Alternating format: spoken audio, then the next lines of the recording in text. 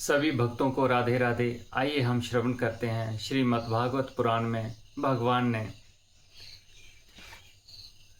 बताया है कि यदि मेरा कोई भक्त कभी संसारिक माया में फंस जाता है तो उस समय मैं उसके हृदय में ज्ञान ज्योति जलाकर पथ से विचलित होने से रोककर पुनः सन्मार्ग प्रदान करता हूँ। और भक्तों के लिए सत्संग सबसे सरल मार्ग है। सत्संग से सारी आसक्तियों का नाश होता है। तब मनुष्य इंद्रियों के वश में नहीं रहता, इंद्रियां उसके वश में हो जाती हैं। फिर वह एकाग्र होकर भजन पूजन करता है। यज्ञ व्रत तीर्थ आदि से मैं वश नहीं होता। मुझे वश में करने का मात्र एक साधन है सत्संग। सत्संग से मैं प्रसन्न होता हूँ। भक्त के पास नंगे पांव भागा चला जाता हूँ।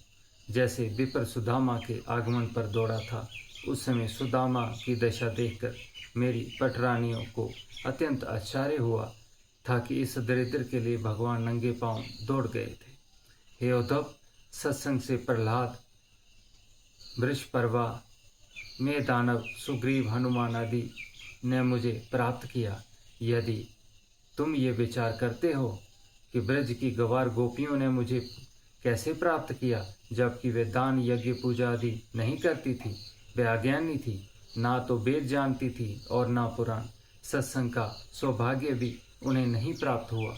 हे उद्धव, गोपियों के प्रेम के वश में होकर मैं उनके साथ नाचता था।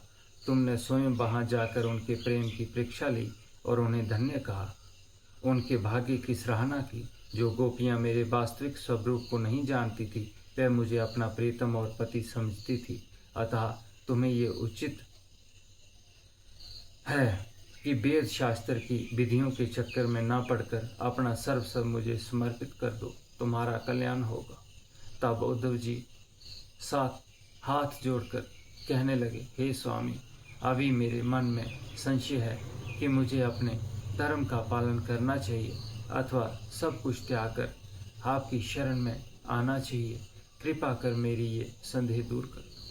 श्रीमन नारायण नारायण हरि हरि। सभी भक्तों को राधे राधे। जय श्री कृष्ण।